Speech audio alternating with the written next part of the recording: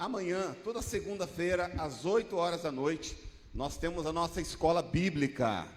Então, você que quer aprender mais da palavra, você que quer ter mais conhecimento, vem estar conosco. Amanhã nós teremos a última aula do módulo sobre a igreja, eclesiologia, e na outra semana nós começamos um novo módulo. Você pode participar, venha e aproveite que conhecimento sempre traz informação, traz transformação e é muito importante nas nossas vidas. Nós temos, irmãos, as nossas células. As células são grupos pequenos, onde nós nos reunimos para repartir a palavra, para ter comunhão, para ter vínculo, para ter amizade no meio do corpo. Então, você que ainda não faz parte de uma célula, você está convidado a conhecer algumas de nossas células. Hoje pela manhã, teve um casal que veio falar comigo, que eles queriam muito participar de uma célula, mas ele trabalha no horário das 3 da tarde às 11 da noite, de segunda a sábado, e ele não consegue participar de uma célula. Falei, irmão, nós vamos providenciar uma célula sábado de manhã para você participar. E ela falou assim, a minha casa está aberta, eu vou ser anfitriã. Então, nós temos uma célula. Se você que está aqui não consegue participar de uma célula à noite por causa do teu trabalho, então nós temos uma opção para você. Procura a gente, é uma célula aqui no Menino Deus, e você vai ser com certeza muito abençoado. Querido, toda quinta-feira à tarde, às 3 horas da tarde, eu sempre me confundo se é 3 ou 3:30, né? 3 horas da tarde, as mulheres estão aqui no Mulheres em Oração, é um culto das mulheres aqui, tem de tudo. O único homem aqui é o Fernando, que ele que é o que faz o louvor delas aqui. Mas esses dias nós estávamos aqui, eu estava ali trabalhando, e entrou um homem aqui, e se ajoelhou aqui, e orou, e teve um tempo aqui e foi embora. Então, até os homens estão convidados a participar do Momento das Mulheres. Então, você, mulher, que tem a sua quinta-feira à tarde disponível, você está convidado a estar aqui com as mulheres. Nós, homens, estamos toda terça-feira, às 6 da manhã, das 6 às 7 da manhã, nós, homens, estamos aqui também, tendo o nosso tempo com Deus, o nosso tempo de oração, abençoando o nosso dia, abençoando a nossa semana, abençoando a nossa casa. Então, você, homem, está convidado também a participar com a gente. Toda sexta-feira à noite, 20 horas, nós temos a célula dos adoles. São adolescentes da casa que se reúnem aqui para aprender da palavra, para ter comunhão. Tem um grupo enorme de adolescentes, e eles estão aqui toda sexta-feira e estão sendo muito abençoados. Então, se você tem um filho adolescente como eu, manda para cá, que com certeza eles vão aprender coisas preciosas a respeito do Senhor. No sábado, às 19h30, nós temos o nosso culto jovem. É um culto feito pelos jovens, não precisa ser jovem para participar. Você pode ter 40 e alguns, como eu, você pode ter 50, você pode ter 60, você pode ter 30, você pode vir participar, porque é um culto que os jovens que eles fazem, e sempre é um momento muito abençoado também. Queridos, nós temos no dia 28 de março, nós teremos o nosso culto de casais. É o primeiro culto de casais do ano. Nós fazemos o culto de casais geralmente a cada 2 meses ou 3 meses, e é um tempo precioso para você pegar a sua esposa ou para você pegar o seu marido, traz ele para cá. Vamos aprender princípios de casamento, princípios que vão abençoar a nossa casa, que vão abençoar o nosso matrimônio. Então, não perca, dia 28 de março, culto de casais. Está abertas as inscrições para os cursos da Universidade da Família. A Universidade da Família é uma instituição que foi criada em 1992. São 32 anos a Universidade da Família distribuindo cursos que abençoam as famílias no Brasil e fora do Brasil. Então, todos esses cursos que nós trazemos para a igreja, o Mulher Única, o Homem ao Máximo, o Aliança, Educando Filhos à Maneira de Deus, todos esses cursos são cursos da Universidade da Família, que fica ali em São Paulo, e tem abençoado demais. Eu já fiz diversos cursos desses, e com certeza, querido, abençoa o seu casamento, abençoa a sua vida financeira, abençoa a forma de você educar o teu filho, é muito precioso. Então, estão abertas as inscrições para o homem ao máximo, para a mulher única e para a mulher que prospera, e o curso de casais, a aliança. Então, as inscrições, elas vão se encerrar agora já, dia 20, então corra fazer a sua inscrição, ainda temos vagas. Ok? Estou igual um narrador de futebol, né? Falando, correndo, né? Curso Primeiros Passos. Alguns meses atrás, alguns irmãos me cobraram, porque eles queriam muito fazer o curso Primeiros Passos, mas nós fazemos sempre na segunda-feira à noite. Então, amanhã, nós vamos dar início a uma primeira turma, amanhã à noite, vamos dar início à primeira turma de Primeiros Passos, né, do ano, a primeira turma do ano. Então, se você não se inscreveu ainda, você pode se inscrever. Por que é importante se inscrever? Tem custo, Valdir? Não, não tem custo, não tem custo nenhum. Por que é importante inscrever? Para que nós possamos organizar melhor para você participar. Quando nós sabemos a quantidade de pessoas que vão estar com a gente se organiza melhor, organiza aquele café, aquela bolacha, né? Então, é importante a inscrição por esse motivo, tá? E algumas pessoas me cobraram, alguns meses atrás, que queriam fazer, só que na segunda-feira não conseguiam, por causa do trabalho. Então, para você, meu querido, que não pode participar na segunda-feira à noite, nós estamos abrindo uma segunda turma aos sábados, às 8 horas. Então, você que não pode na segunda-feira, você pode fazer esse curso de primeiros passos no sábado. Ah, mas eu posso segunda e posso sábado. Posso fazer sábado? Pode. Não tem problema, pode fazer sábado sem problema, tá bom? Então, primeiros passos faz parte do nosso trilho aqui da casa. É um curso importante de fundamentação na fé. Você vai ser fundamentado na sua fé em Jesus. O que mais? Batismo. Outra coisa que o pessoal estava perguntando, quando vai ter batismo?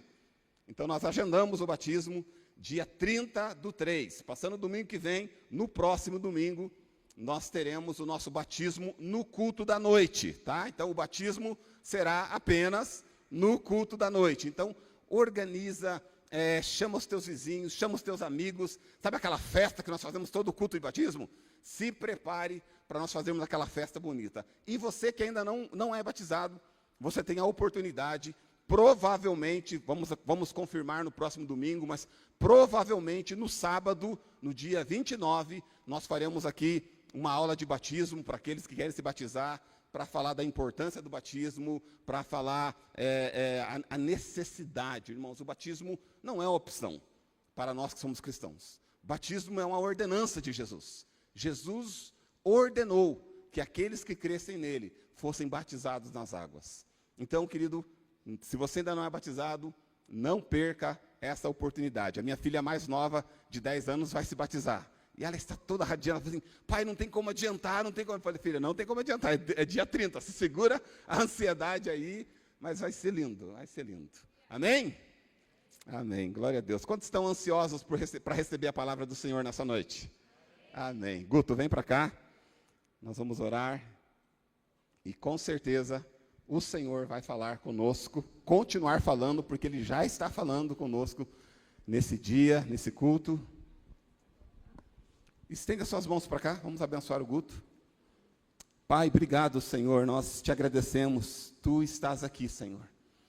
E se o Senhor está aqui, nós estamos certos que o Senhor fará aquilo que está no seu coração nessa noite. O Guto é apenas um instrumento, o Guto é apenas um porta-voz, o Guto é somente, Senhor, um ministro do Senhor nessa noite. A unção vem do Senhor, a graça vem do Senhor, o poder vem do Senhor, a capacitação vem do Senhor. Usa teu filho, Senhor, de uma forma toda especial, Senhor, e que ele seja um canal de bênção. Nós abrimos os nossos corações e nós dizemos, Tu és bem-vindo entre nós, Senhor. Realiza a Tua vontade através da vida do Guto, Senhor, em nome de Jesus. Amém. Amém. Boa noite. Que a graça e a paz do nosso Senhor esteja sobre a vida de cada um de vocês. Amém? Eu já preguei pregação repetida, várias vezes. Todo mundo que prega já repetiu pregação. Mas 2 vezes no mesmo dia é a primeira vez. Então, é uma experiência nova para mim. A gente... Deixa eu tomar uma aguinha. A gente vai ter os 2 cultos, a mesma programação. Então, é a mesma equipe de louvor, mesmo repertório, a mesma mensagem, os mesmos voluntários. Então, essa galera que está toda aqui trabalhando, saiba que já estivemos aqui. Chegamos às 9 da manhã, ficamos até meio-dia e pouquinho, agora chegamos às 5 e pouco. Então, é a mesma equipe para que a gente possa servir ao Senhor. Mas Deus não precisa que eu pregue, Deus não precisa que eles cantem, Deus não precisa que a gente cuide de carro, Deus não precisa que faça nada. Então, como que a gente serve a Deus? Servindo pessoas. Então, servir a Deus é servir pessoas. E é esse o nosso objetivo como comunidade de fé. Hoje pela manhã eu estava um pouco preocupado, falei, é o primeiro culto, será que vai dar gente ali? Será que vai dar quórum? O primeiro culto na manhã? E acredite, olha, de bater o olho eu estou achando que tinha mais gente de manhã do que agora. Tinha aqui sentados 163 pessoas, 162, não lembro.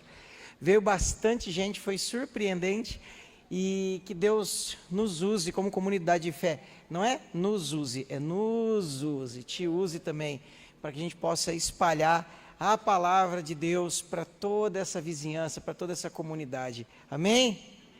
Amém? Você se permite ser usado pelo Senhor? Amém. Quem estava aqui domingo passado? Levanta a mão, levanta sem medo, não vou pedir para falar. Semana passada o Felipe pregou o segundo bloco, a segunda parte do primeiro bloco do capítulo 4 de Efésios. É meio confuso, ficou aí, né? Mas nós estamos numa jornada caminhando na carta de Efésios. Eu sou um apaixonado por caminhar em textos bíblicos assim de forma contínua, porque na minha percepção o entendimento fica muito mais profundo.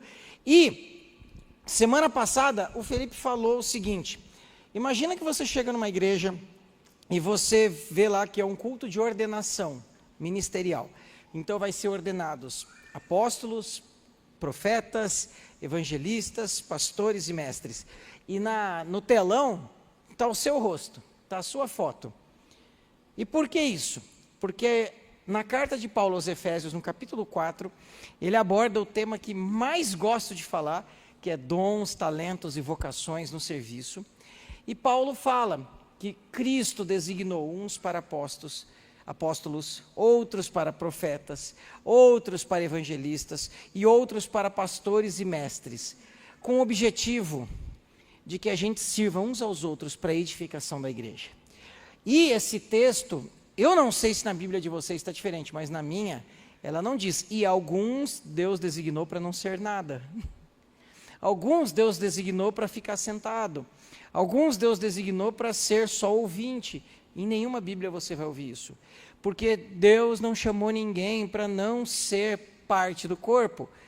Então, você, ou é apóstolo, ou é profeta, ou é pastor, ou é evangelista, ou é mestre, dentro do contexto de Efésios, não estamos falando de título, tá? Nós estamos falando de função no corpo. E se isso parece confuso para você, dia 26 de abril, eu vou dar o curso CDV aqui na igreja, curso de despertamento vocacional. A gente vai falar disso no domingo que vem com mais detalhe. Faça esse curso que vai ser fantástico. Reserve o sábado das 8 da manhã, das 9 da manhã às 6 da tarde, e aí a gente vai trabalhar mais profundamente isso. Eu fiz esse curso a primeira vez, eu tinha 18 anos, faz uns 4 anos já. Mentindo já, né? Uns 8. Mentira ainda. Faz mais de 18 anos, porque 18 mais 18 dá 36, já faz mais de 18. E é impressionante, tá? Então, mas eu não vou falar disso hoje, nós vamos falar disso mais para frente, mas eu quero te estimular a se conhecer um pouco mais, para que você se envolva mais efetivamente no serviço cristão. E o bloco que nós vamos ler hoje, na carta de Paulo aos Efésios, no capítulo 4, ele começa no verso 17, vai até o verso 32, que é a segunda metade do capítulo. Paulo é um autor muito, muito, muito inteligente. Se você lê as cartas de Paulo, você percebe graça de Deus, você percebe unção, você percebe direção de Deus, mas você percebe um escritor com uma capacidade redacional, com uma inteligência que é absurda. É inacreditável o que aquele homem naquela época era capaz de fazer. E venha na escola bíblica também, porque a gente vai tratar disso. Não amanhã, que é a última aula de eclesiologia, na segunda que vem, nós vamos começar o texto, o tema, a Bíblia. Quem fez a aula A Bíblia comigo aqui no ano passado? Escrever a Bíblia é o quê? Muito, muito, muito caro. A gente vai tratar disso a partir de segunda que vem. E Paulo era um gênio na redação. E ele começa a carta de Paulo, a carta dele, né, aos Efésios, nos capítulos 1, 2 e 3, fazendo toda uma fundamentação teórica e dizendo, olha, vocês estavam mortos nas suas transgressões, vocês estavam separados de Deus, vocês estavam perdidos, condenados ao inferno, mas Cristo nos salvou pela graça, isso não vem de vocês, para que ninguém se glorie, é dom de Deus. Cristo derrubou a parede que separava os gentios dos judeus, Ele fez desse povo uma única família, Ele fez uma nova humanidade, Ele vem trazendo toda essa teoria, não uma teoria vazia, Ele vem trazendo todo esse arcabouço de conhecimento e dizendo que quem não fazia parte do povo de Deus estava perdido e condenado ao inferno. Isso se aplica aos Efésios, por serem gentios, ou seja, a palavra gentil não é de cordial, é das gentes, né, que não é judeu. Isso se aplica a todos nós. Nós estávamos perdidos, separados de Deus, inimigos de Deus, mas pelo sangue de Cristo nós fomos reconciliados com o Pai. Uma notícia tão boa, eu espero um pouco mais de alegria, né? Pelo sangue de Cristo nós fomos reconciliados com o Pai. Aleluia! E esse muro que separava judeu de gentil foi derrubado e foi feita uma família só. Amém? Nós somos família de Deus. E a carta aos Efésios, ele trata da igreja, esse ajuntamento, de uma família para Deus, de um corpo para o Cristo e de uma casa para o Espírito Santo. Então, se você ler o texto bem detalhadamente, ele aborda essas três perspectivas, do Deus Pai, do Deus Filho e do Deus Espírito Santo. E Paulo chega agora, a partir do capítulo 4, para falar de uma maneira mais prática. Tá, beleza. Então você falou um monte de coisa, de salvação, de derrubar muro, de fazer uma só natureza. E o que isso me importa na ordem do dia? O que isso, segunda-feira, amanhã, dia 17, envolve a minha vida? E a partir do capítulo 4, Paulo traz uma parte prática, uma tradução prática. Ele começa o capítulo 4 dizendo, portanto, a palavrinha portanto vem de, então, diante de tudo que eu falei, tem um comportamento a ser executado. E como Felipe pregou nos 2 últimos domingos, esse comportamento que Paulo vai apresentar dos versos 1 a 16, envolve um aspecto da vida da igreja, a unidade, a comunhão. E a partir do verso 17, ele aprofunda a reflexão e ele fala, então, se somos membros uns dos outros e vivemos em unidade, para que essa unidade funcione, a gente precisa viver em santidade. E é disso que essa parte vai tratar agora. Eu defini o capítulo 4, eu estou trazendo uma definição minha, tá? Que dá para definir o capítulo 4 como unidade, santidade e serviço, as marcas de uma igreja saudável.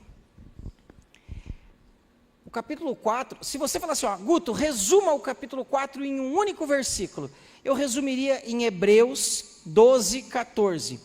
Esforcem-se a viver em paz com todos e procurem ter uma vida santa, sem a qual ninguém verá o Senhor.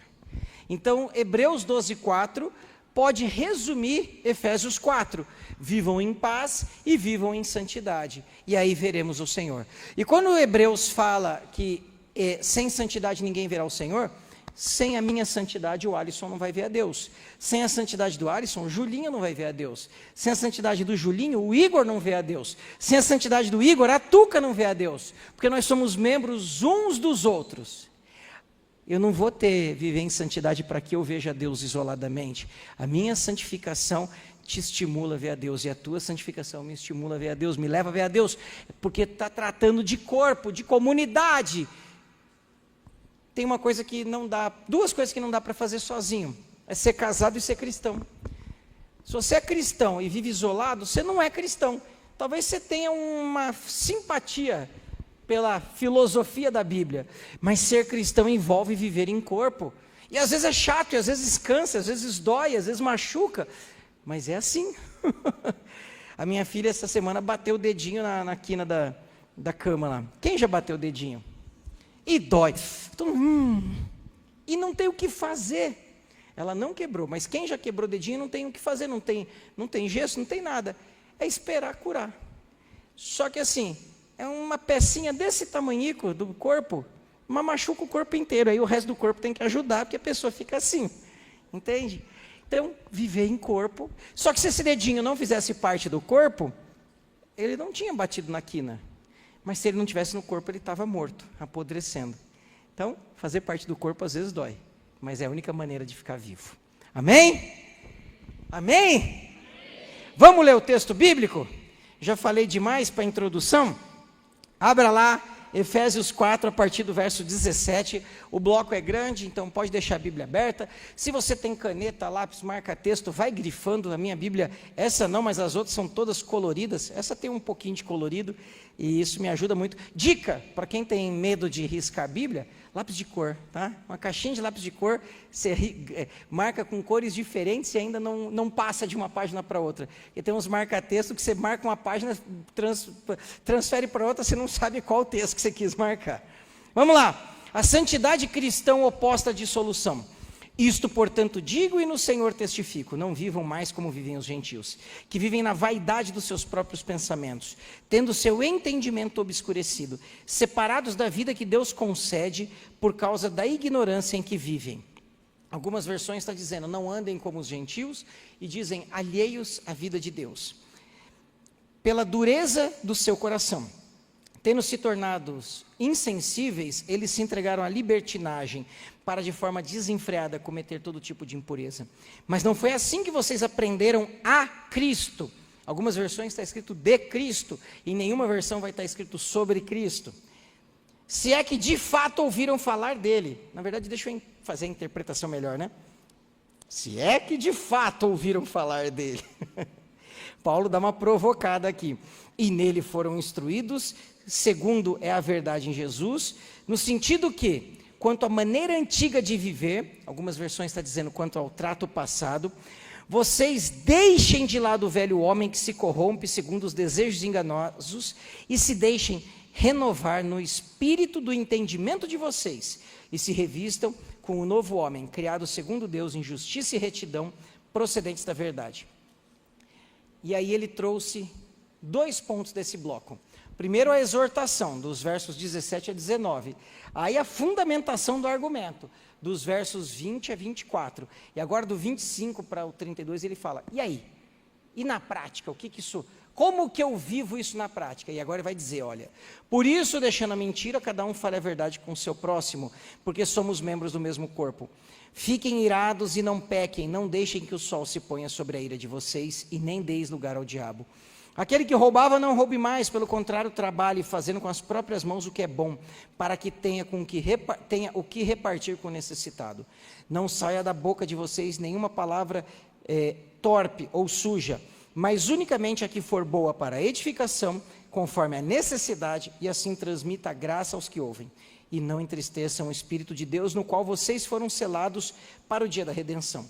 Que não haja no meio de vocês amargura, indignação, ira, gritaria, blasfêmia, bem qualquer maldade, algumas versões malícia. Pelo contrário, sejam bondosos e compassivos uns para com os outros, perdoando uns aos outros, como também Deus em Cristo perdoou vocês. Amém. Que texto, hein? O objetivo da minha pregação é reafirmar a importância da unidade, falada nas 2 aulas anteriores, e afirmar e confrontar e confirmar a necessidade de uma santidade pessoal. Esse é o nosso objetivo. Eu disse que Hebreus 12:4 fala, esforcem-se para viver em paz com todos e em santidade sem a qual ninguém verá a Deus. O mesmo capítulo 12 de Hebreus tem um versículo poderoso, que é o versículo 4, que diz que na luta contra o pecado, vocês ainda não resistiram a ponto de derramar sangue. O autor aos Hebreus está dizendo que a gente tem que lutar contra o pecado a ponto de derramar o nosso sangue, se for necessário, para que a gente viva em santidade. É um tema muito forte e muito importante nas Sagradas Escrituras. E Paulo começa esse bloco dizendo: não vivam ou não andem como os gentios, na vaidade dos seus próprios pensamentos. Paulo, ele usa muito o argumento de contraponto. Ele fala uma coisa e ele usa outra como contraponto. Então, se aquilo é luz, o outro é treva. Se aquilo é bom, o outro é mal. E ele faz isso de uma forma pedagógica, para que a gente possa entender melhor. E esse versículo 17, que é o primeiro versículo desse bloco, ele faz um contraponto com o versículo 1 desse capítulo. Eu não sei se você sabe, mas a Bíblia não foi escrita em capítulos, em versículos. As cartas eram cartas normais. Quem é mais antigo é da época de mandar a carta, né? Algumas chegavam, você tinha que tentar decifrar os mistérios escritos ali. Mas era muito legal receber uma carta. Quem mandava e recebia a carta aqui? Era muito legal, eu gostava demais. Gostava, achava, era uma adrenalina. Demorava. Jovens, pra vocês entenderem como que era a comunicação. Alguém pegava um papel e uma caneta, escrevia: oi, tudo bem? Eu espero que você esteja bem, por aqui está tudo bem também. A tia cortou o cabelo, a prima comprou o carro, a fulana vendeu a bicicleta, a mãe plantou a horta, e contava tudo. E conta como é que estão vocês, como é que está a prima, como é que está não sei o quê. Colocava num envelope, colocava no correio, mandava para a pessoa, levava uma semana para chegar lá. A pessoa ia lá, recebia, lia e falava: vou responder. Por aqui está tudo bem também, a gente também plantou uma horta. Às vezes a horta lá já tinha até morrido. A gente também plantou a horta, a gente também comprou um cachorro. E para você dizer oi, tudo bem, outro dizer tudo, era 2 semanas. Isso não é muito tempo atrás não, hein? 30 anos atrás era, assim, para alguns 30 é bastante, né? Quanto mais velho a gente fica, menos o tempo parece grande. Mas era assim. E as cartas de Paulo às igrejas eram cartas como essas, não eram em capítulos, em versículos. A gente não escrevia em capítulos e em versículos. Mas Paulo, nos parágrafos que ele escreve, ele é muito intencional e é muito inteligente. Então, olha que interessante. Versículo 1 do capítulo 4. Portanto eu, prisioneiro no Senhor, peço que vivam de maneira digna da vocação que foram chamados. A vocação aqui não está falando das habilidades e dos talentos, e sim da salvação. Paulo exorta os efésios a viverem conforme a salvação com a qual eles foram alcançados. E no verso 17 ele faz um contraponto: não vivam como vivem aqueles que ainda não alcançaram e não encontraram essa salvação. E ele mostra como que cada grupo vive. Olha que interessante. Nos versículos 2 e 3 do capítulo 4, ele mostra como vivem aqueles que estão de acordo com a vocação. Com humildade e mansidão, com longanimidade, suportando uns aos outros em amor e fazendo de tudo para preservar a unidade do Espírito no vínculo da paz. Esses são os que vivem conforme a vocação. E esse estímulo que Paulo fala aos Efésios está falando para mim e para você. Eu digo, comunidade, ele fala aos Efésios, eu falo aos alcances de Campina, vivam conforme a vocação de vocês, com humildade e mansidão, com longanimidade, suportando uns aos outros, fazendo de tudo para preservar a unidade no vínculo da paz. E no versículo 17, ele mostra como vivem aqueles que não foram alcançados por essa salvação.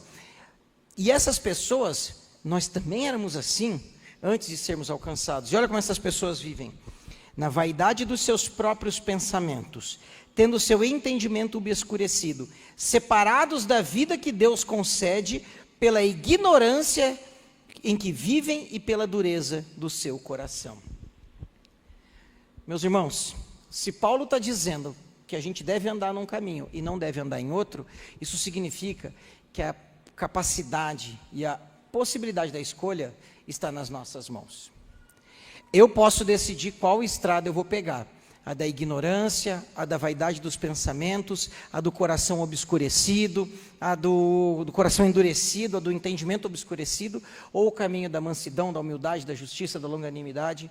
E você também escolhe os seus caminhos. Então, cada vez que a gente pisa na estrada errada, nós não somos vítimas.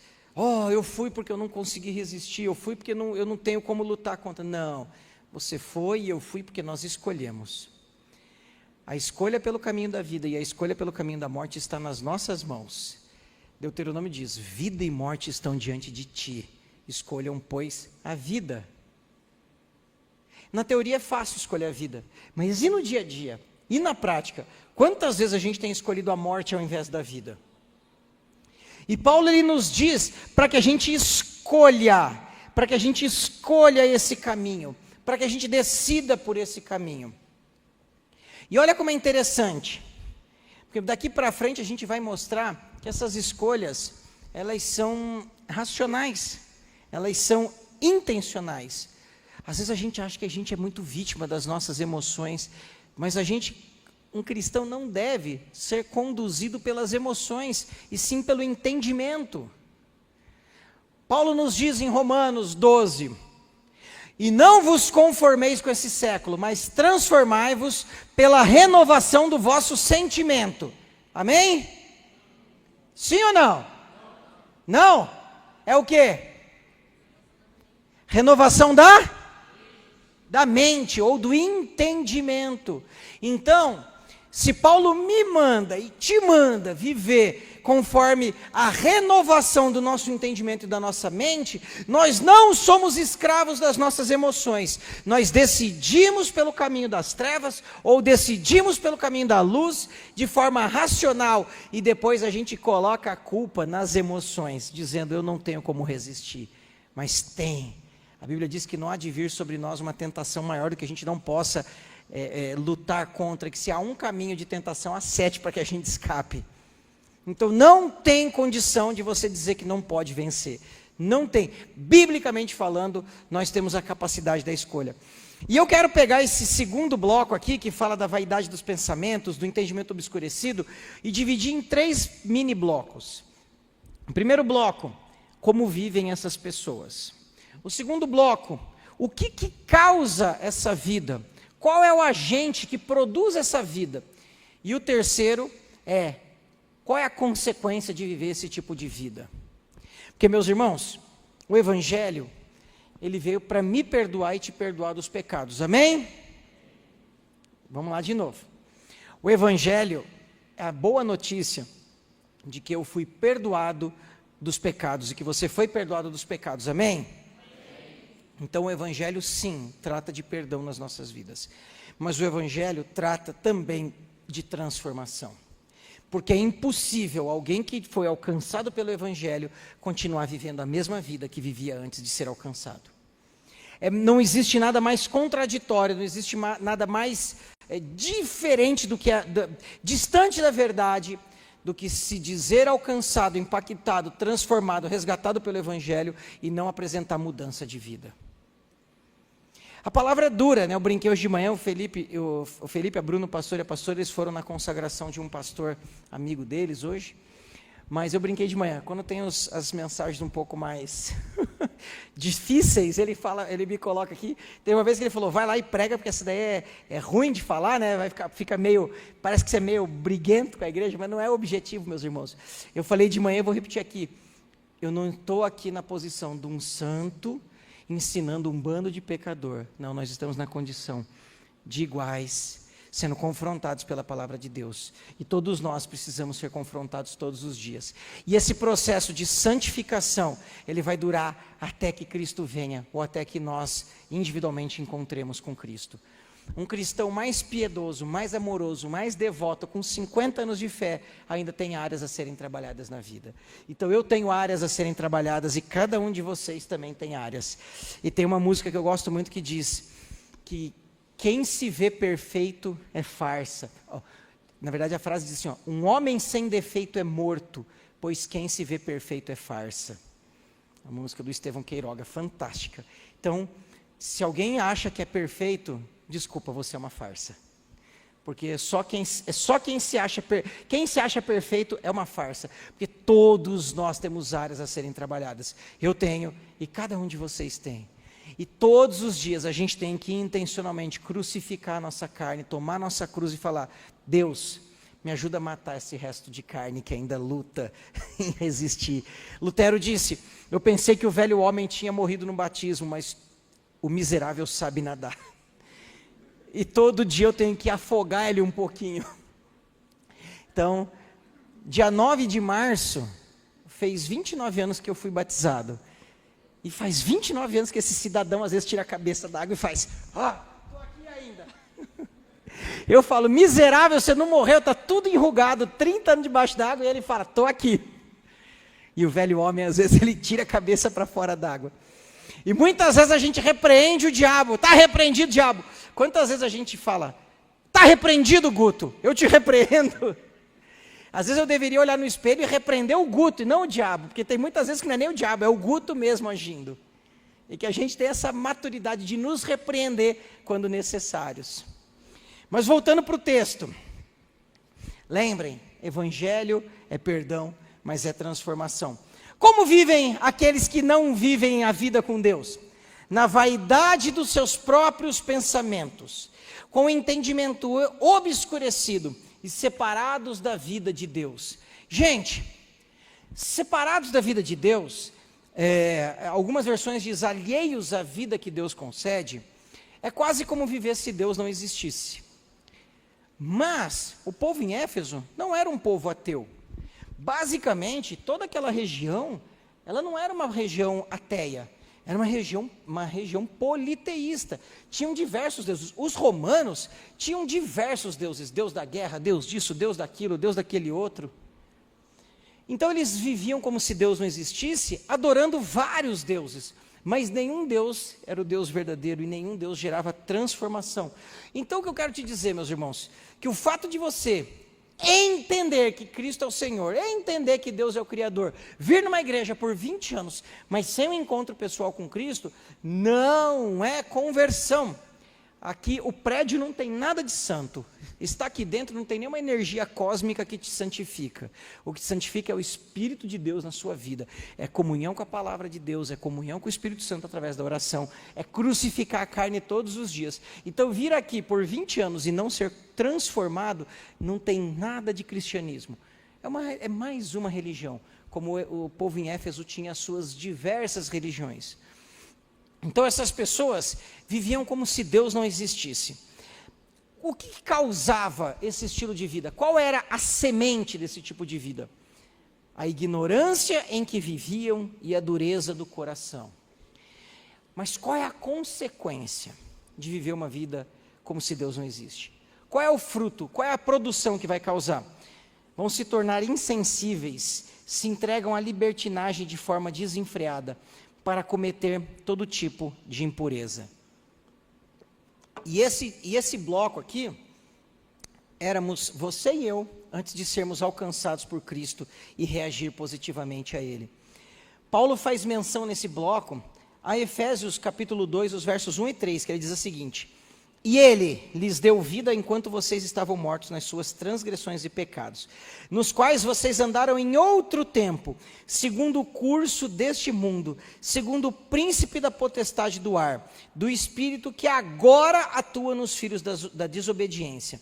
Entre eles também, nós todos andamos no passado, segundo as inclinações da nossa carne, fazendo a vontade da carne e dos pensamentos, e éramos por natureza filhos da ira, como também os demais. Então cada um de nós já foi filhos da ira, inimigo da cruz, andando num caminho de trevas, mortos nos seus pecados e delitos e transgressões. E aí ele continua aqui, mas eu não vou ler, mas ele fala: mas Deus, sendo rico em misericórdia, oh glória, e Deus rico em misericórdia me alcançou, sem eu fazer nada por merecer. O Deus rico em misericórdia te alcançou, sem você fazer nada por merecer. E qual a resposta que você vai dar para esse alcance? Qual a resposta que você vai dar para essa salvação? Você vai continuar caminhando na mesma estrada de perdição, de coração endurecido, de ignorância, de vaidade de pensamento, ou vai viver a vida nova que Cristo propõe para mim e para você? E essa é uma resposta que só você pode dar. Só você pode dar para você mesmo. E não precisa nem levantar a mão e nem balançar a cabeça agora, mas examine o seu coração. E vamos adiante. Paulo fala de 3 coisas: dureza de coração, dissolução e avidez desenfreada. Dureza de coração, a palavra grega que Paulo usa aqui, no original, é o nome de uma pedra que é mais dura do que o mármore.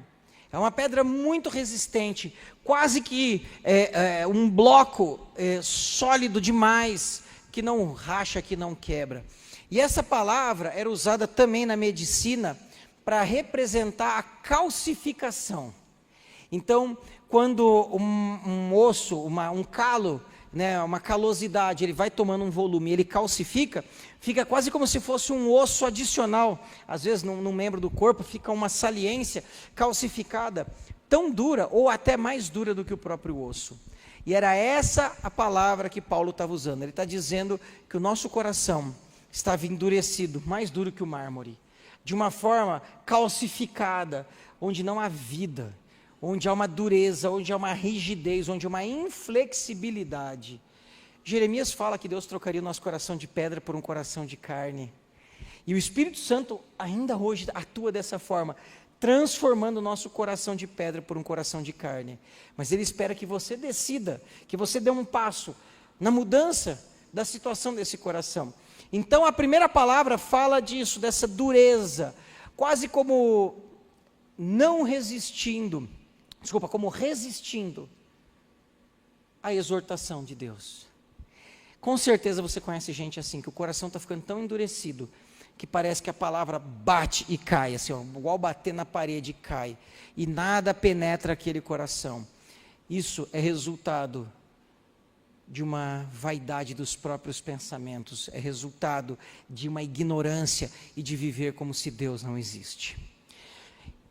Mas o pecado, ele não é uma linha reta, ele é progressivo para baixo, ele é uma ladeira, é uma descida, e as pessoas podem ir afundando no pecado de uma forma devastadora. E a segunda palavra que ele usa no grego é aselgeia, que é dissolução ou libertinagem, que é uma busca por prazer no pecado a qualquer custo, a qualquer preço, doa a quem doer, fira a quem ferir, não importa o que vai acontecer. Então essa pessoa tem o coração endurecido, e aí ela aprofunda numa dissolução, numa libertinagem.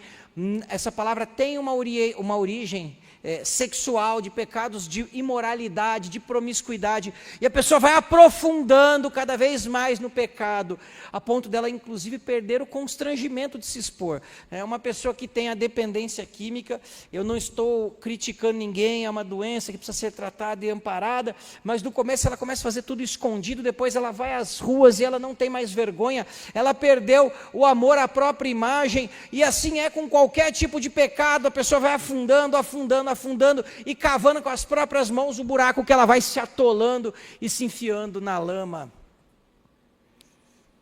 Eu usei uma expressão hoje de manhã, e a Néia falou que achou bem marcante, né, Néia? A Bíblia diz que Deus nos fez a sua imagem e semelhança, e quando a gente caminha nesse caminho de pecado desenfreado, é como se o diabo pegasse a gente pelo cabelo, esfregasse na lama ou no esterco, nos sujasse todo e falasse para Deus: olha o que eu estou fazendo com a sua imagem, com a sua semelhança, eu estou esfregando no lixo. Quando a gente se permite caminhar de forma desenfreada no pecado, é como se a gente permitisse que nós que fomos feitos à imagem e semelhança de Deus, fosse esfregado na lama ou no esterco, nós fôssemos esfregados no lixo, num chorume, e a gente acha que está indo tudo bem, porque o coração está tão endurecido, e há uma busca desenfreada pelo prazer imediato. Mas há uma progressão ainda, e a situação ela se agrava. E Paulo diz que em função disso, há uma avidez desenfreada. O termo dessa palavra significa uma ganância excessiva para possuir aquilo que não me é de direito. É como se eu roubasse, como se eu furtasse, como se eu trouxesse para a minha vida aquilo que eu não deveria trazer. E a palavra desenfreada é tão fácil de entender, sem freio. É como se você vê um caminhão carregado de explosivos, carregado de gasolina, numa serra, sem freio. Aquilo vai causar dano a si próprio, vai causar dano para quem estiver próximo. E é assim que é a vida de quem escolhe caminhar na estrada da velha vida, da velha natureza. Mas a boa notícia é que essa estrada não é um destino, não é um X marcado nas costas e que a gente precisa caminhar obrigatoriamente. Nós fazemos essas escolhas. Nós fazemos essas escolhas todos os dias e a capacidade de escolher está nas nossas mãos.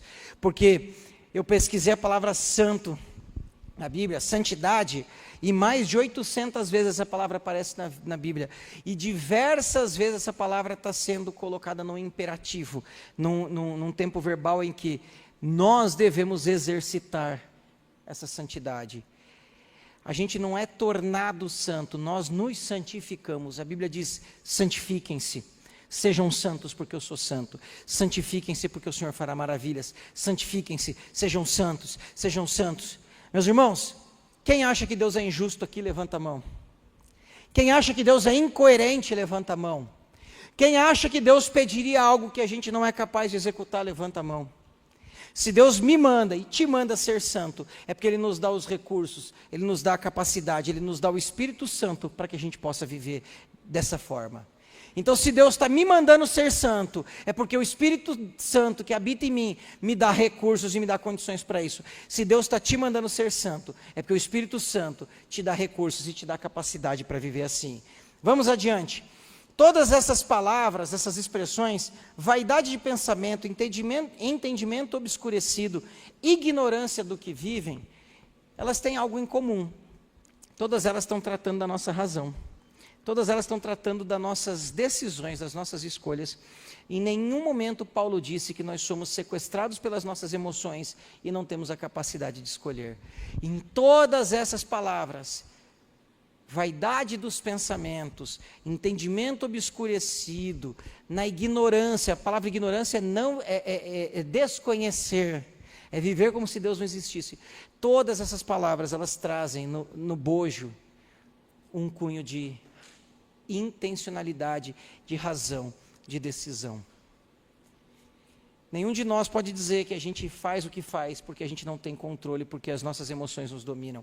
Meus irmãos, nós aqui, ocidentais, nós latinos, a gente tem uma herança da cultura grega muito forte, em que a gente dá muito peso para as nossas emoções, inclusive para a mudança de situações, né? Poxa, eu feri o Alisson, eu ofendi o Alisson, então eu vou esperar sentir no coração para pedir perdão. Isso é besteira, isso é balela, isso é mentira. Perdão não é sentimento, perdão é decisão, é eu chegar e pedir perdão para ele. E aí ele também não tem que esperar o coração dele sentir se ele me perdoa ou não. Ele tem que decidir fazê-lo, sentindo ou não sentindo. Porque é assim que a gente caminha no Evangelho. Nós não somos reféns das nossas emoções. É o nosso entendimento que deve guiar as nossas emoções. E não as nossas emoções que devem guiar o nosso entendimento. Quando Paulo fala, não vos conformes, ou seja, não tome a forma desse mundo, mas transformai-vos pela renovação do vosso entendimento. A palavra ali para conversão é metanoia. Quem já ouviu essa palavra, metanoia? Levanta a mão. Quem nunca tinha ouvido essa palavra, levanta a mão. Tem uns que nem sim nem não. A palavra metanoia, ela é a palavra que exemplifica a conversão. E essa palavra significa uma mudança essencial no pensamento e no caráter. O essencial, essa expressão essencial, a gente dá um ar de quase como simples, né? Uma mudança simples. Não, é uma mudança na essência, é uma mudança da natureza. Ser cristão não é ser melhor do que eu era antes. Então eu era nota 5, agora eu sou nota 7. Não, ser cristão é morrer o velho homem, é nascer um novo homem. E esse novo homem, zerado, sem aquele histórico passado, começa uma vida na qual ele vai aprender a viver com os óculos a partir do prisma de Cristo. Eu dei uma analogia hoje de manhã que foi assim, vocês já viram esses óculos com lentes coloridas, né? Lente rosa, lente azul, lente verde. Então imagina que você está com óculos com uma lente de uma cor, uma lente verde, por exemplo. Então tudo que você enxerga está esverdeado. A conversão não é você trocar o tom de verde, é tirar aquele óculos, pôr um óculos com uma outra cor, por exemplo, um amarelo, e a partir de agora você enxerga tudo a partir da perspectiva do amarelo. Conversão não é só melhorar, é uma mudança radical, é uma transformação na essência, na raiz, na semente, é nascer de novo, é zerar a vida e é começar de novo. E todas essas palavras, elas têm a ver com as nossas decisões. A Bíblia não nega as nossas emoções, de maneira alguma, mas elas não são o que devem guiar a nossa vida. O nosso entendimento é o que deve conduzir as nossas emoções, e não o inverso. A Bíblia diz, enganoso é o coração do homem. Paulo manda que a gente transforme a nossa forma de viver pelo entendimento. Aqui na palavra, nesse mesmo bloco, Paulo diz, pelo espírito do entendimento. Porque não é só uma ação racional. Talvez você possa estar falando, então quer dizer que ser cristão é só um exercício de intelectualidade? Não. Existe um fator espiritual, sim. Existe sim as opressões demoníacas que nos estimulam e nos tentam e nos impelem a viver uma vida pecaminosa, mas existe a atuação do Espírito Santo na vida de quem foi selado. A Bíblia diz que nós somos selados. Sabe aqueles filmes antigos em que um rei mandava uma carta e ele pegava aquele anel que é um selo e ele sela aquela carta e tem um lacre que é o símbolo real? É esse o selo que nós recebemos quando nós somos selados pelo Espírito de Deus. Quando Paulo fala em Efésios 2, nós somos selados. Ou seja, o que esse selo representava? Propriedade deste rei. Nós temos um selo de propriedade real. Nós temos um selo. Eu tenho, e você que já aceitou Jesus como seu Senhor e Salvador, você tem um selo de propriedade real. E tendo esse selo de propriedade real, eu vou viver conforme as regras desse rei, ou eu vou viver conforme as regras da vida antiga, daquele caminho que eu caminhava outrora. É incompatível ser cristão e não mudar de vida. Mas vamos lá. Paulo, ele fez a exortação nos versos 18 e 19. Agora aqui no 20 e 21, ele faz o argumento dele. E ele começa dizendo, mas não foi assim que vocês aprenderam a Cristo, ou de Cristo. E ainda ele dá uma provocada. Se é que de fato aprenderam. E aí eu vou dizer, essa vida do pecado não é uma vida que combina com quem foi salvo. Se é que de fato você foi salvo. E eu não estou colocando em dúvida a tua salvação, eu estou só parafraseando Paulo aos Efésios. Você vê que Paulo não fala que a gente aprendeu sobre Cristo, mas sim aprendeu de Cristo ou a Cristo. Eu posso aprender sobre Paulo, eu posso ler sobre o apóstolo Paulo, eu posso aprender sobre Getúlio Vargas, sobre Benjamin Franklin, sobre Abraão Lincoln, sobre o Abraão da Bíblia. Por que eu posso aprender sobre esses homens? Porque todos eles já morreram, todos eles têm alguns estudos sobre eles, e eu posso ler e saber alguma coisa a respeito da vida deles. Inclusive também nós podemos aprender sobre Cristo. Ler, ter informação, e isso não gerar nenhuma transformação nas nossas vidas. Gente, se você procurar na internet ali, existem vários filósofos e até teólogos que podem discorrer a Bíblia melhor que qualquer um de nós aqui. Mas não tem o menor semente do Evangelho no coração dele. Isso aqui é um livro teórico, como qualquer outro livro teórico, é só informação. Isso é aprender sobre Cristo.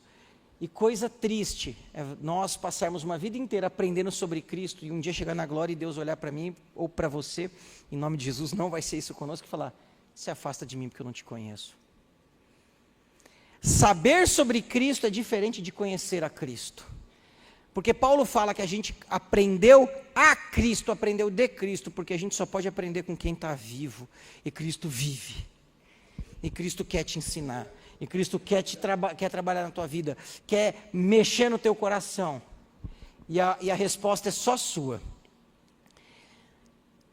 Ser cristão não é melhorar, é decisão e ação.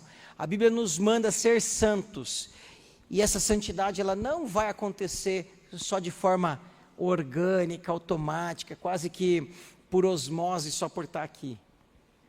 Isso envolve escolhas, atitudes, renúncias, falar o que é certo, calar de vez em quando. Isso envolve intencionalidade. E sabe quem vai te santificar, além do Espírito Santo? Quem vai contribuir no teu processo de santificação? É você. O Espírito Santo me santifica, mas quem exerce essa santidade sou eu. Meu irmão, isso é contigo. Isso é contigo, minha irmã. Só você pode fazer isso por você. Eu não posso te santificar. e você não pode me santificar. Então, se você quer viver uma vida santa, para de dizer que você não tem escolha, para de achar que você é refém das suas emoções e comece a caminhar no entendimento, do novo entendimento de um espírito renascido em Cristo. Amém? Amém? A palavra é dura, mas às vezes um remédio amargo traz resultados positivos. E de novo, eu não estou aqui apontando o dedo como um santarrão. Eu estou aqui sendo confrontado pela palavra. E desde que o Felipe me designou para trazer essa mensagem aqui, eu estou estudando todos os dias. E a cada dia tem horas da vontade de falar, não, esse aqui deixa, esse aqui eu nem vou falar, porque esse aqui ainda não estou 100%. Né? Tem ali e fala, mas não pode viver assim. Fala, não, mas esse não é tão ruim. Deus, não, mas veja, Deus, eu não sou tão errado assim. A gente é muito leniente com nós mesmos, mas vamos lá, vamos adiante. E agora, Paulo fala nos versos 22 a 24. Quanto ao trato passado, vos despojeis do velho homem, que se corrompe segundo as concupiscências do engano, e vos renovais no espírito do vosso entendimento, e vos revistais do novo homem, criado segundo Deus em justiça e retidão, procedentes da verdade. Despir-se da velha natureza é uma exortação à santidade. Paulo, quando fala de despir-se dessa velha natureza, é quase como se ele estivesse fazendo referência a Lázaro, que morreu, foi enterrado, estava 4 dias apodrecendo, fedendo. Quando Jesus chega lá e fala, tira a pedra, a irmã dele fala, mas são 4 dias, ele cheira mal. E aí Jesus ressuscita Lázaro, ele vem para fora e Jesus fala, tira as ataduras que envolvem ele. Tira aquele pano, aquela mortalha que está fedendo tanto quanto ele. Tira desse homem a roupa de defunto, porque agora ele está vivo. E é Cristo dizendo para mim e para você, tira essa roupa de defunto, porque agora você está vivo. Amém, aleluia! Porque essa roupa de defunto tem um cheiro de morte, mas Cristo nos reviveu para vivermos em vida. Imagina que você encontra uma pessoa em situação de rua, há muitos dias, semanas, meses sem banho, com a roupa fedida, com o corpo cheio de feridas, fedido também, mal cheiroso. A primeira coisa que essa pessoa quer fazer, quando ela tem a oportunidade, é arrancar aquela roupa fedorenta, aquela roupa podre, tirar aquela roupa e jogar fora, e aí tomar um banho, ser limpo, ser renovado e vestir uma nova roupa. Eu não sei se alguém aqui trabalha com um trabalho que surge muito, né? Às vezes mecânico, pedreiro, algumas funções que exigem um pouco mais do corpo e você transpira demais. Às vezes até trabalha com coisas que são sujas, né? Que geram um certo resíduo na roupa. Você não vai chegar em casa e deitar na sua cama com aquela roupa mal cheirosa e toda suja. A primeira vontade é de tirar aquela roupa, tomar um banho, pôr uma roupa limpa para depois deitar na cama. Até porque se fizer isso a mulher mata, né? A mulher bate com o chicote. É essa a orientação de Paulo. Arranca essa roupa de morte e veste a roupa de vida. Mas e na prática? Onde entra para a gente caminhar para o fim? Aqui está tudo muito teórico, né? Caminhe no caminho da verdade, não caminhe no caminho da mentira, e não sei o quê. E na prática? Aonde que isso vai desembocar na minha vida? Paulo deixa 5 reflexões aqui, dos versos 25 a 32. Se você ler lá no verso 25, você está com a tua Bíblia aí? Ó, leia lá comigo 25, só as 2 primeiras palavras. O que diz? Vamos lá, todo mundo junto. 1, 2, 3 e... Só as 2 primeiras palavras. Por isso... Ou portanto, alguns. Quem está por isso? Quem está portanto? Vamos no por isso, que está aqui no meu. Então vai lá, 1, 2, 3 e... Por isso... Só isso. Só por isso. Por que por isso? Porque Paulo vai falar, por tudo isso que eu disse, agora eu vou explicar alguma coisa. E agora ele vai explicar. Por isso que ele disse... que você era morto no pecado, que você estava inimigo de Deus, que você caminhava em trevas, que você foi resgatado, e você foi inserido num corpo para viver em unidade, em comunhão, e tem que viver em santidade, sem viver na obscuridade do pensamento, na vaidade do entendimento, sem ter coração endurecido, mas andando em mansidão, em longanimidade, tal. Agora ele vai me dizer e te dizer na prática como fazer isso acontecer. E olha como que Paulo fala, Primeiro texto ali, ele não precisa ler, tá? Paulo ele vai dizer qual era o estilo da velha vida, qual é o estilo da nova vida e algumas vezes até explicar porquê dessa nova vida. No verso 25, deixando a mentira, cada um fale a verdade com o seu próximo, porque somos membros do mesmo corpo. Irmãos, nenhuma relação se sustenta na mentira. Casamento não se sustenta na mentira. Sociedade não se sustenta na mentira. A amizade não se sustenta na mentira. Levanta a mão quem gosta de ser enganado. Eu não vou pedir para levantar a mão quem gosta de enganar, porque aí pode ser perigoso. Até porque a pessoa que gosta também nem vai levantar, né? Mas se na tua boca habita mentira, cuidado. Um filho de Deus, na boca de um filho de Deus não habita mentira. A Bíblia diz que o diabo é o pai da mentira, e quem vive na mentira é filho dele. Quem é filho do diabo, levanta a mão. Quem é filho de Deus, levanta a mão. Então não vivam na mentira, vivam na verdade, porque quem vive na mentira é filho do diabo.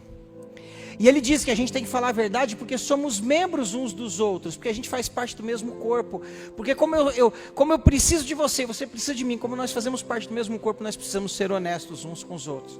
Às vezes a sinceridade, ela é meio dolorida às vezes. A origem da palavra sincera é sem cera. Antigamente eles faziam estátuas fundidas de bronze, e essas estátuas às vezes na fundição ficavam faltando pedaços. Aí os artesãos iam lá e colocavam a cera na mesma cor da estátua para tampar os buracos. E aquela estátua ela não era íntegra, porque a palavra íntegro tem a ver de inteiro. Então aquela estátua não era íntegra, ela tinha cera. Então ela valia menos do que ela valeria menos do que de fato estava sendo cobrado. E alguns artesãos falavam: essa estátua é sincera, essa daqui é sem cera. Essa estátua não tem nada de cera, tudo que está aqui é bronze. Então, uma pessoa sincera tem muito mais valor. Seja uma pessoa sem cera. E ele continua: fiquem irados e não pequem. Não deixem que o sol se ponha sobre a ira de vocês e nem dê lugar ao diabo. Olha que legal a versão, esse versículo no Salmo 4:4.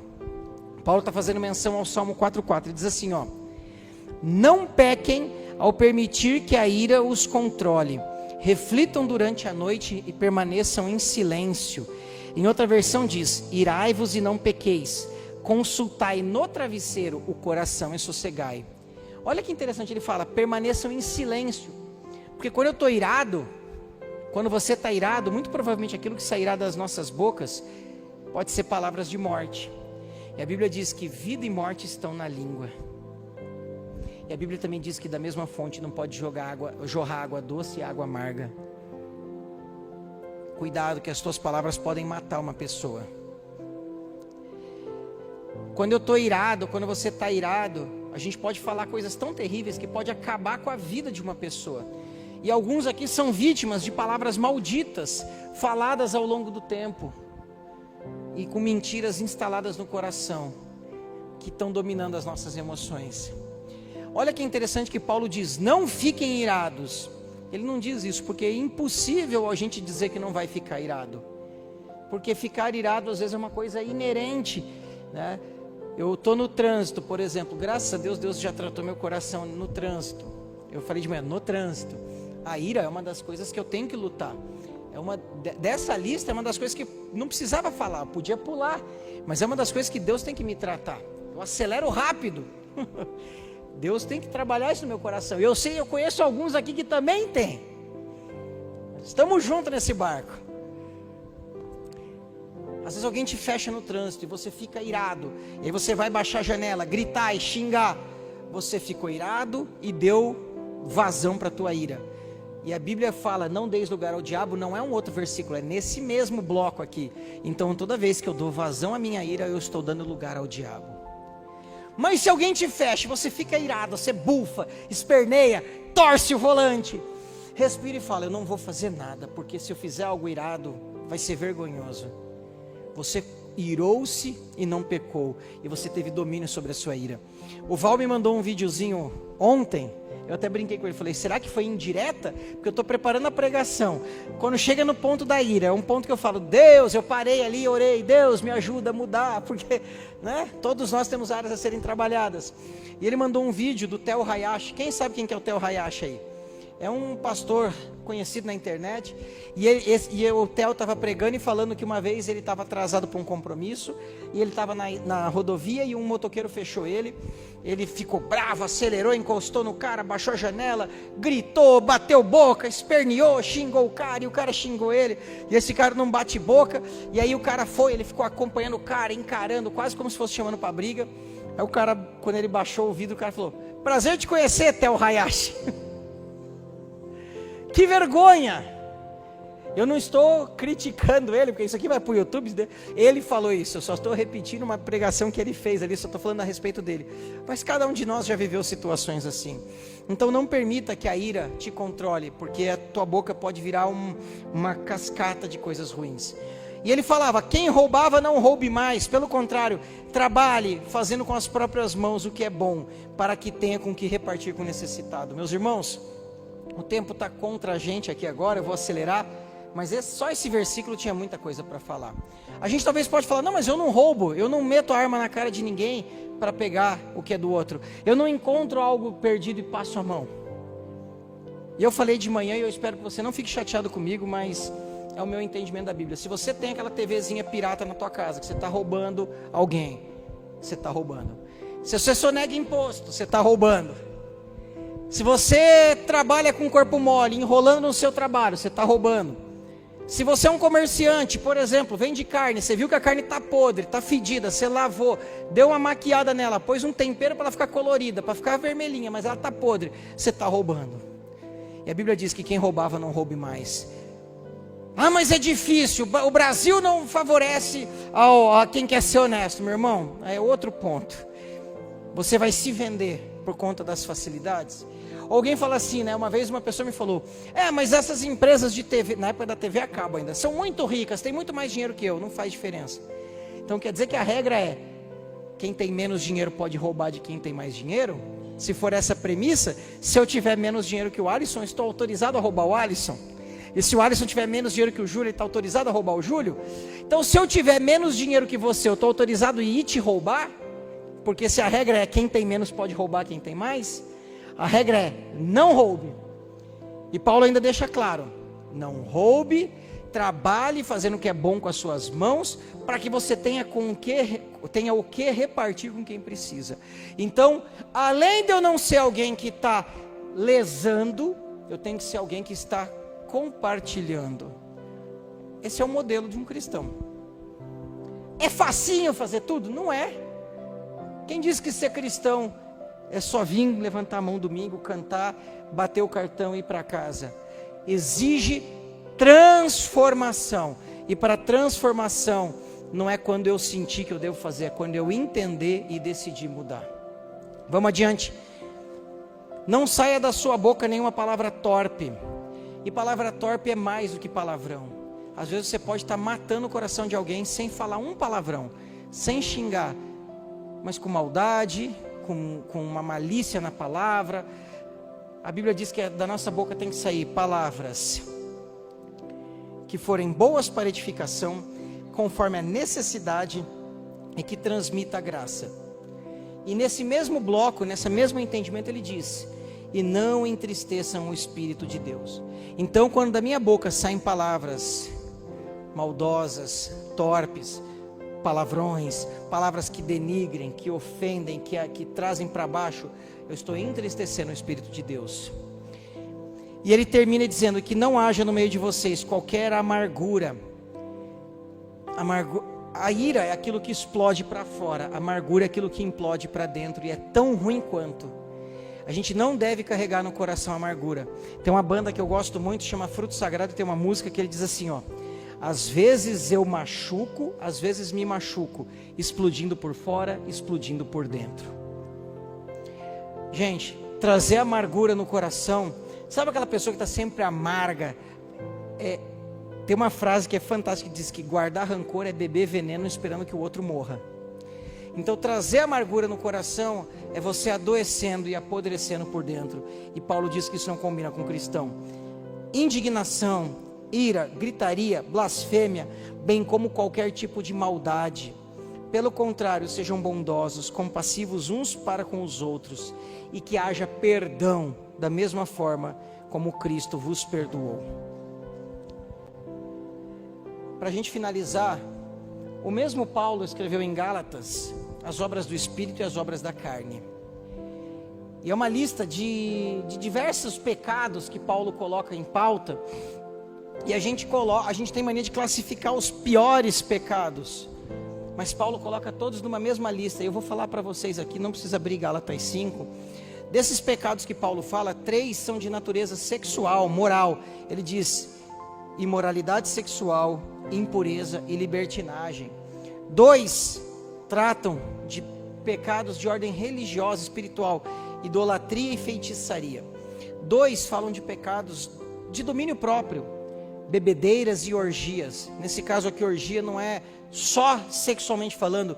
Eu diria que talvez o que mais parecido com o que Paulo está querendo dizer seria o carnaval, onde as pessoas bebem desenfreadamente, se entorpecem, tem uma imoralidade sexual, há todo um contexto de uma festança, onde a pessoa perde o controle próprio e se entrega de forma irresponsável ao prazer imediato, pecando e trazendo danos para a própria vida. Mas aqui a gente está tratando de 3 mais 2 mais 2, então a gente está falando de 7 pecados, que a gente, ao ouvir, a gente fala, sim, eles são terríveis. Mas Paulo traz 8 pecados que são no cunho relacional. Ele fala, inimizades, rixas, ciúmes, iras, discórdias, divisões, facções e inveja. O que Paulo está dizendo aqui, com a mesma intensidade que eu devo lutar contra o pecado da imoralidade sexual, eu tenho que lutar contra o pecado da ira, da inveja, da rixa. Por quê? Lembra que o bloco, esse versículo, esse capítulo 4, ele trata de unidade, comunhão, né? A palavra unidade ou comunhão. Comunhão, serviço cristão em amor e santidade. Esforcem-se a viver em paz com todos e em santidade, sem a qual ninguém verá a Deus. Se você é cristão e fala, eu sou assim mesmo, eu não perdoo não, hein? Você não é cristão. Se você fala, comigo é assim mesmo, é uma vez só, você precisa rever o seu cristianismo. Se você fala assim, se da sua boca saem palavras de morte, você precisa rever seu cristianismo. E de novo, para fechar, eu orei muito pedindo para Deus sabedoria, para que essa palavra não fosse uma palavra pesada, que não passasse um tom acusador, que não fosse uma palavra que a gente sai daqui destruído, mas sim encorajado à mudança. Então eu encerro essa palavra trazendo uma boa notícia. Vida e morte estão diante de nós, escolham porém a vida. Paulo nos dá 2 caminhos a seguir, e ele nos deixa muito claro no texto, que somos nós quem escolhemos o caminho que nós vamos seguir. E quem te capacita e quem me capacita a seguir nesse caminho é o Espírito Santo, no qual nós fomos selados. Então, meu irmão, se há alguma coisa aqui que mexeu no teu coração, eu não quero que você saia daqui dizendo, para mim está tudo perdido, não tem mais jeito, eu vou para o inferno. Não, a mensagem é, há um Deus que te ama, há um Deus que olha para você e diz, esse caminho não é bom, mas eu quero te transformar. Eu preciso que você decida mudar, e eu vou te ajudar nessa mudança. Você não vai estar sozinho nessa caminhada. Você tem o Espírito Santo habitando em você na mudança, e você tem uma comunidade de fé. A Bíblia diz, suportem uns aos outros, não é no sentido de tolerância, é no sentido de dar suporte. Você tem uma comunidade de fé para te dar suporte nesse processo de mudança. A palavra fala que as misericórdias do Senhor se renovam a cada manhã, e elas são a razão de não sermos consumidos. Quem acordou hoje de manhã vivo? Então você não foi consumido, porque as misericórdias do Senhor se renovaram na sua vida, e Ele te deu uma nova chance de escolher o caminho da vida. Ele te deu uma nova chance de decidir pela estrada dos filhos de Deus. Feche seus olhos que eu quero orar com você.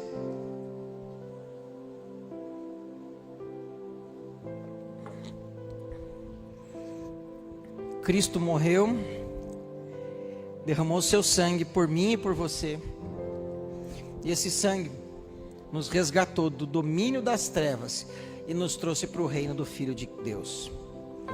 Cristo derrubou o muro de separação que existia, e Cristo fez de nós membros da família de Deus. Se tem alguém aqui que ainda não reconheceu o Senhor Jesus como seu Senhor, mas que hoje o seu coração está entendendo que você precisa fazer parte dessa família, se você ainda não fez uma oração de confissão pública dizendo: eu reconheço o Senhor Jesus como meu Senhor, e quer fazer nessa noite, eu te convido a levantar a mão que eu quero orar com você. Se você ainda não recebeu Jesus como seu Senhor e quer fazê-lo nessa noite, eu quero orar contigo.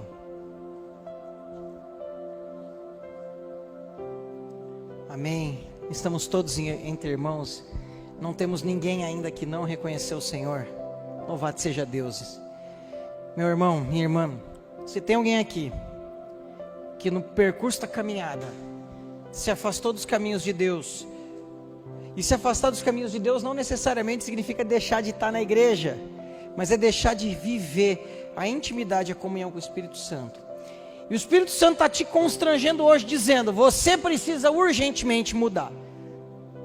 Se você é essa pessoa, ou essas pessoas, e você quer publicamente confessar: eu preciso de uma mudança, eu queria que você levantasse a mão, porque eu quero orar contigo também. Nós vamos orar contigo, por você como comunidade de fé.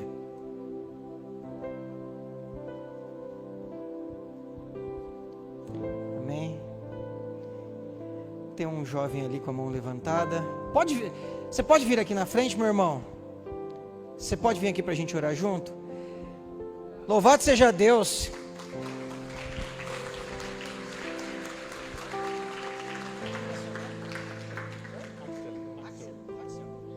Bonito. O Alisson vai orar contigo aqui, tá? Louvado seja Deus pela sua vida. Mais alguém está sentindo no coração que precisa de uma transformação no caminho e que quer hoje reconhecer que precisa orar, que precisa receber uma oração, que precisa de um cuidado do corpo, porque o caminho que está vivendo só vai conduzir para a perdição. Vem aqui na frente. Louvado seja Deus pela tua vida, minha irmã. Ele vai olhar com você. O Axel e a Luísa estão tomando essa decisão. Continuem com os olhos fechados. Pode ir falando com Deus. Não precisa da minha oração. Tem mais alguém aqui que quer fazer essa oração e quer se reconciliar com Cristo? Qual o motivo de vir aqui na frente? Tem algo santo aqui? Não tem nada santo. Mas um posicionamento público faz diferença dentro do nosso coração. E mais do que isso, a gente também quer te acompanhar. A gente quer pegar o teu nome e orar por você. Ô minha irmã, louvado seja Deus pela sua vida.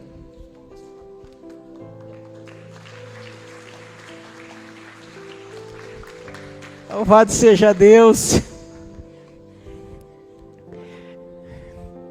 Pai querido, obrigado Deus, porque o Senhor tem constrangido os corações. Se Deus está te incomodando, não se deixe vencer pelo constrangimento ou pela vergonha. A gente não está aqui para te julgar, a gente não está aqui para avaliar a sua vida. A gente só quer te estender as mãos e dizer: você tem um irmão, você tem uma irmã na caminhada. Amém? Vamos ficar de pé, vamos orar. E se você não veio aqui na frente, mas ainda assim quer depois uma oração, pode me procurar. Procura uma dessas pessoas que estão aqui na frente orando, procura um líder de célula, procura um dos diáconos da casa, procura algum dos voluntários, procura alguém do louvor e fala: eu preciso conversar, eu preciso confessar, eu preciso de uma oração. Mas não saia daqui. Se o Espírito de Deus está te constrangendo, não saia daqui da mesma forma. Pai querido, eu te louvo, Deus, por essa palavra, Pai. Palavra dura, um tanto indigesta, Pai. Mas o Senhor sabe o propósito e o objetivo no meu coração nessa palavra. Que a gente possa ser confrontado pelas verdades bíblicas, Pai. Para que a gente seja instruído na verdade e tenha o nosso espírito e o nosso entendimento transformado, Pai. E que a nossa mente não seja vítima das nossas emoções, mas que nós possamos entender que as nossas emoções, elas estão sujeitas ao nosso entendimento, Pai. E que esse entendimento se aprofunda em Deus, à medida que nós conhecemos a palavra, à medida que nós oramos e buscamos intimidade, Pai. Que nós possamos viver em santidade, em novidade de vida, Pai. Todos os dias de manhã, ao acordar, possamos respirar e falar: estou vivo, as misericórdias de Deus se renovaram na minha vida, e eu não fui consumido, então eu vou escolher a vida. Que amanhã, segunda-feira, 17 de março, cada um de nós, ao irmos para as nossas tarefas, trabalho, escola, faculdade, para a vida do serviço doméstico, para a vizinhança, que a gente possa entender, somos missionários enviados para anunciar a mensagem da reconciliação. A tua palavra nos diz que nós somos embaixadores e que o Senhor nos usa para clamar àqueles que ainda não te conhecem, se arrependam, se reconciliem com Deus. Que sejamos anunciantes dessa reconciliação, Pai, e que a nossa vida transpareça, Pai, a tua palavra. Que quando alguém perguntar como é parecido Jesus, como é o comportamento dele, que os meus irmãos e as minhas irmãs sejam falados: se você quer conhecer Jesus, olha para ele, olha para ela, porque ele se comporta como Jesus se comporta. Pai, transforma o nosso coração em todas as áreas, Pai, e que a gente entenda que a santificação é um processo, é progressivo, e que dura para sempre, Pai, e que só nós podemos atrapalhar esse processo, que a graça está de braços estendida, para que a gente possa chegar até ela, e ser abraçado e ser tocado, mas a dureza do nosso coração, a nossa arrogância, a nossa soberba, a nossa independência, pode nos fazer atrasar esse processo. Pai, nos protege de nós mesmos, para que no dia final, nós não venhamos ouvir: se afasta de mim porque eu não te conheço. A pior frase que alguém pode ouvir no juízo final: se afasta de mim porque eu não te conheço. Que nós possamos ouvir: vinde benditos do meu Pai, vinde benditos do meu Pai. E que durante o tempo que o Senhor nos conceder de vida aqui na terra, que possamos viver com alegria, em santidade, desfrutando da comunhão com o Santo Espírito de Deus, em nome de Jesus, amém? Louvado seja Deus. Meus irmãos, minhas irmãs, uma segunda-feira abençoada amanhã para você, uma semana repleta de vitórias. Amanhã tem escola bíblica, não deixe de vir para conhecer um pouco mais. A palavra de Deus diz que o povo de Deus perece por falta de conhecimento. Não pereça por falta de conhecimento. Que o Senhor te abençoe e te guarde. Que o Senhor faça resplandecer o seu rosto sobre ti. Que o Senhor volte o rosto sobre ti e te dê a paz. Que o grande amor de Deus, que a graça do nosso Senhor e Salvador Jesus Cristo, e que a doce consolação do Espírito Santo esteja na sua vida e com todos aqueles a quem você impactar, em nome de Jesus. Vão em paz. Saindo daqui, você começa a tua missão. Cruzando a porta, você é um missionário de Deus. Vá em paz, uma boa noite e uma boa semana.